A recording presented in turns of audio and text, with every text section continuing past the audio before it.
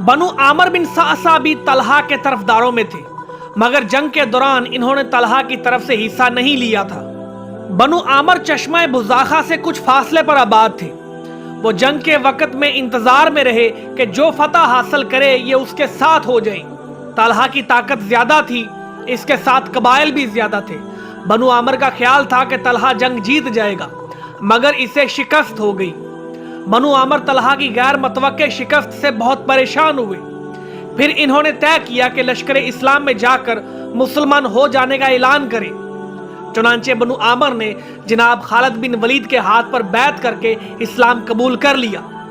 बैत के अल्फाज ये थे, हम अल्लाह ताला को हाजिर और नाजर जानकर ये अहद करते हैं कि हम अल्लाह ताला और उसके रसूल सल्लल्लाहु अलैहि वसल्लम पर ईमान लाते हैं, नमाज बराबर पढ़ेंगे और ज़कात अदा करते रहेंगे। इन्हीं अल्फाज के साथ हम अपने लड़कों और औरतों की तरफ से भी बैत करते हैं।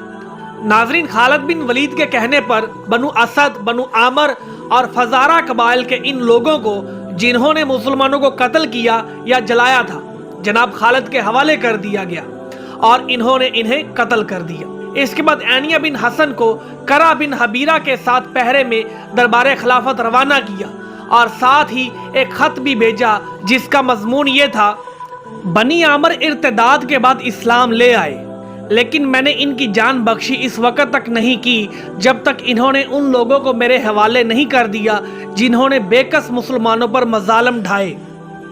मैंने ऐसे तमाम लोगों को कत्ल कर दिया है। इस खत के हमरा मैंने करह बिन हबीरा और एनिया बिन हसन को इनके साथियों समेत रवाना कर रहा हूँ। नाजरीन, जब इन लोगों को दरबार खिलाफत में पेश किया गया तो हजरत अबू बकर सिद्दीक ने इन्हें माफ कर दिया और जनाब खालिद बिन वलीद को खत लिखा कि अल्लाह ताला अपने इनामात से तुम्हें बहरावर करता रहे। मेरी तुम्हारे लिए नसीहत है कि तुम अपने मामलात में हर वक्त अल्लाह ताला से डरते रहो और हमेशा तकवा की राह पर चलो, क्योंकि अल्लाह ताला इन लोगों के साथ है जो तकवा अख्तियार करते हैं और लोगों पर एहसान करते हैं। नाजरीन, इब्ने हातम 4 दिन और 4 रातें बेआबो दाना कैद में बेहोश पड़ा रहा था। इसकी हालत बहुत नागुफ्ता बे थी। लश्करी हकीम ने इसे कई ताकतवर मशरूब पिलवाए, तब 2 दिन बाद जाकर इसके होश ठिकाने आए। जनाब खालिद के दरियाफ्त करने पर इब्ने हातम ने अपने कैदो बंद के बारे में मुख्तसर तौर पर इन्हें इस तरह बताया कि मैं बुज़ाखा की बस्ती में बड़ी एहतियात से दाखिल हुआ, मगर एक अधेड़ उम्र आदमी ने मेरा इस तरह इस्तकबाल किया जैसे वो मुझे अरसे से जानता था। इसे लश्कर इस्लाम के तमाम बड़े बड़े सरदारों के नाम और लश्कर की सही तादाद का भी इल्म था। मैं इसकी मालूमात पर हैरान हो रहा था कि उसने एक और इंकशाफ किया।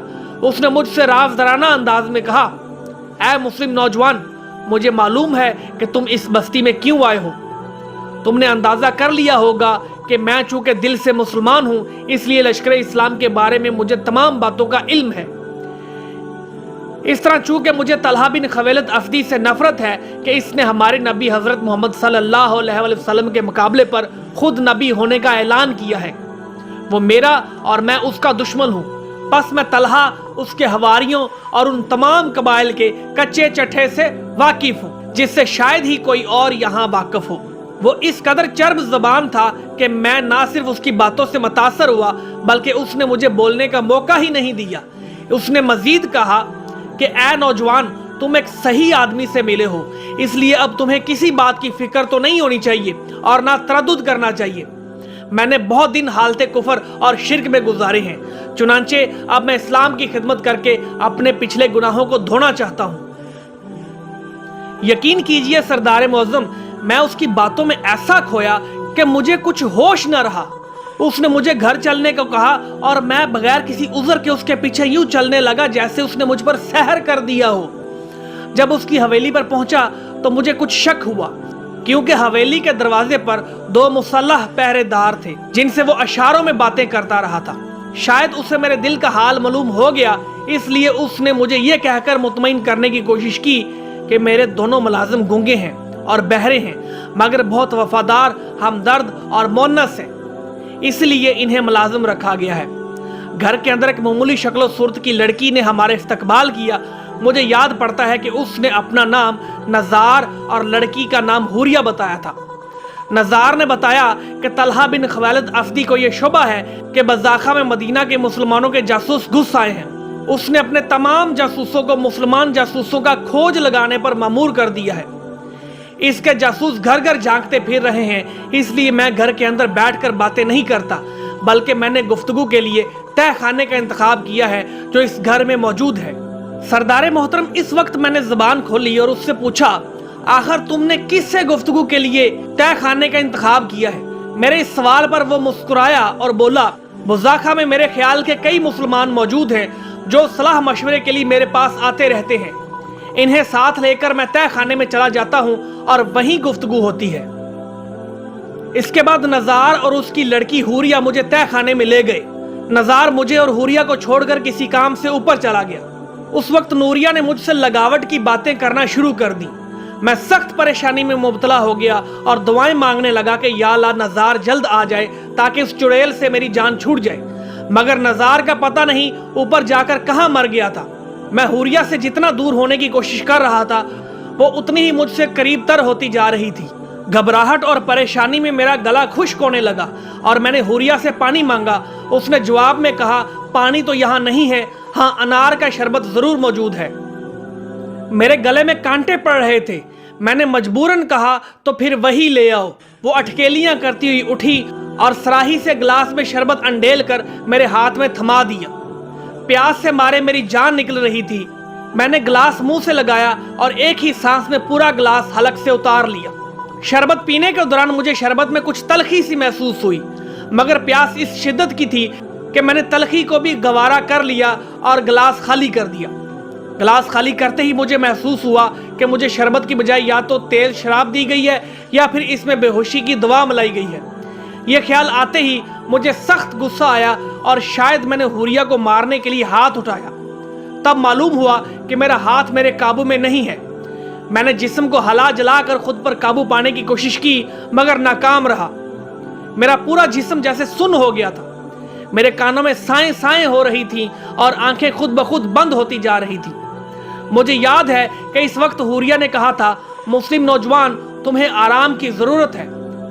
मैं तुम्हें सलाह देती हूँ, आओ मेरा सहारा लेकर बिस्तर पर लेट जाओ।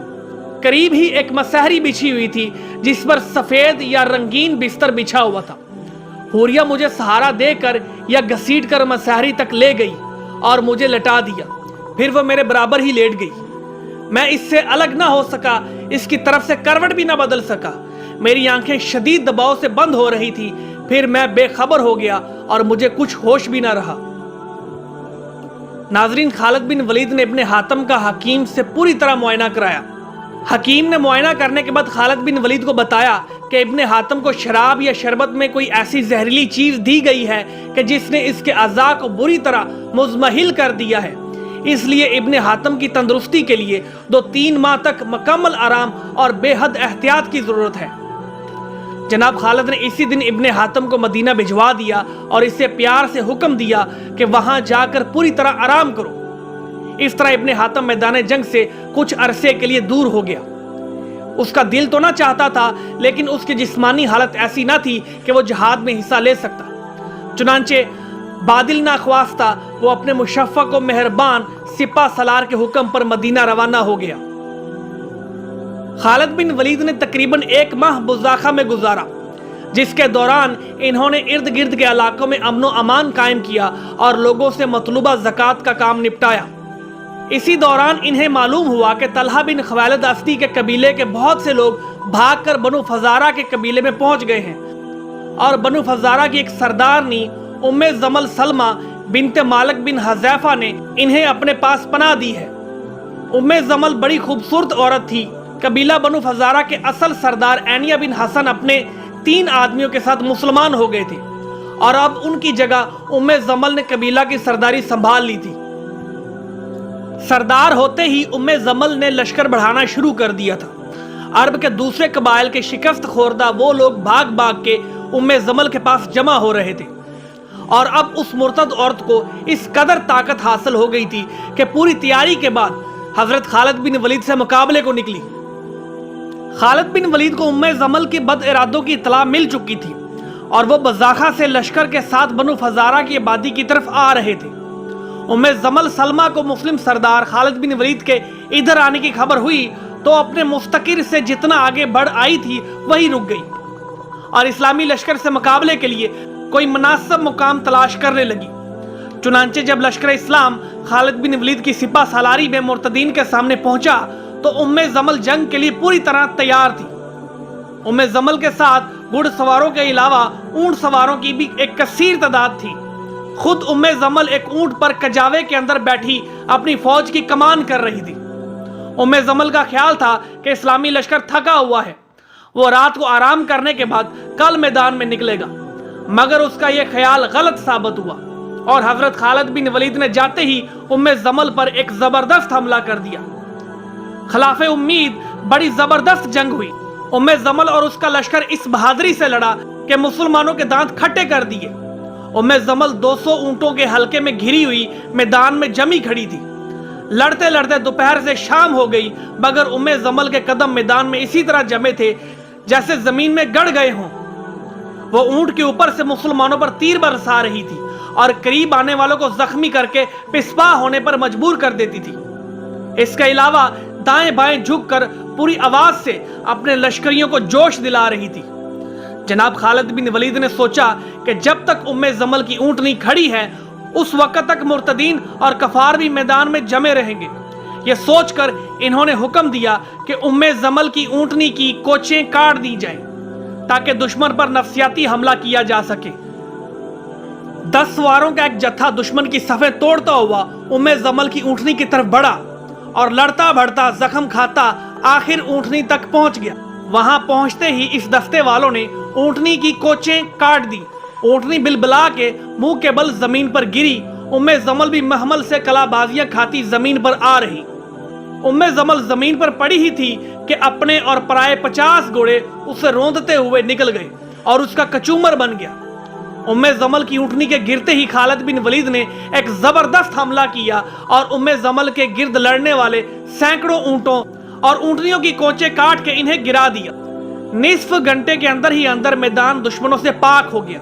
बहुत से तो मारे गए, कुछ जान बचाकर मैदान से निकल गए और बाकियों ने हथियार डाल दिए। इन्होंने इस्लाम कबूल किया और खालिद बिन वलीद ने इनकी जान बख्शी की। नाजरीन, मुर्तदीन के खिलाफ खालिद बिन वलीद की यह एक अजीम फतह थी। इस फतह की कुछ वजूहात बयान की गई हैं जो कि हम जिक्र करते हैं। नंबर 1, जहाद में मुसलमानों का अकीदा ये कि अगर जंग में काम आए तो शहीद और जिंदा बचे तो गाजी के एजाज से सरफराज होंगे, इसलिए वो जान तोड़कर लड़ते थे और उनकी ज़बानों पर यह आयत रहती थी जिसका तर्जमा है, अगर तुम दीन के लिए लड़ोगे तो अल्लाह तुम्हारी मदद करेगा और तुम्हारे कदम मैदान में मजबूती से जमा देगा। बरखिलाफ इसके मुर्तदीन महज कुवी असबियत की खातर लड़ते थे और उनके हलीफ भी इसी जज्बे का शिकार थे। नंबर 2, सिपा सालार लश्कर इस्लाम खालिद बिन वलीद ने तलहा पर हमले से पहले अकाशा बिन मोहसन और साबत बिन इकराम अंसारी को तलहा के पास सफीर बनाकर भेजा था और उसे यह पैगाम दिया था कि अगर वो तौबा करके मुसलमान हो जाएं तो उसकी जान बख्शी कर दी जाएगी। तलहा ने इन दोनों सफीरों को कत्ल कर दिया। जब मुसलमानों को इनकी लाशें वीराने में पड़ी मिली तो वो गैज़ो गज़ब से भर गए और इस कदर जवान मर्दी से जंग की कि तलहा को मैदान से भागना पड़ा। नंबर 3, कबीला फजारा के सरदार ऐनिया बिन हसन फजारी पर जब यह अकद खुला कि तलहा ने नबूवत का झूठा दावा किया है तो उसने मैदान जंग में ही अपने कबीले वालों को चीख चीख कर मुतला किया कि ए अहले फजारा, मैं कसम खा कर कहता हूं कि तलहा झूठा नबी है, इसलिए तुम उसकी हिमायत से दस्तबरदार होकर जंग से बाज आ जाओ। ऐनिया के ये कहते ही तलहा के लश्कर में बददिली पैदा हो गई और उसे शिकस्त फाश हो गई। नंबर 4, कबीला तय के एक सरदार अदी की कोशिश से इस कबीले ने तलहा का साथ छोड़ दिया और मुसलमानों के लश्कर से आ मिला। इससे तलहा के लश्कर में कमी और लश्कर इस्लाम में इजाफा हुआ। नंबर 5, जब लश्कर का रूहे रवां और उनका झूठा नबी खुद ही मैदान छोड़ गया तो उसका लश्कर सिवाय शिकस्त खाने के और क्या कर सकता था। इस बात का ख्याल रहे कि इस झूठे नबी यानी तलहा बिन खवैलद अफ्दी का अंजाम बखैर हुआ। तलहा अपने बीवी बच्चों के साथ मैदान बुज़ाखा से जान बचा के मुल्क शाम पहुंचा। वहां उसने मुसलमानों के खिलाफ एक लश्कर तरतीब देने की कोशिश की, मगर इससे कोई कामयाबी ना हुई। जब उसे हर तरफ से नाकामी हुई تو اس پر خوف خدا کا غلبہ ہوا اور وہ اسلام لے آیا۔ مسلمان ہونے کے بعد وہ اسلامی لشکر میں شامل ہوا اور دوسرے خلیفہ حضرت عمر رضی اللہ تعالیٰ عنہ کے عہد میں ایرانیوں سے جنگ کرتے ہوئے بہادری سے لڑتا ہوا شہید ہوا۔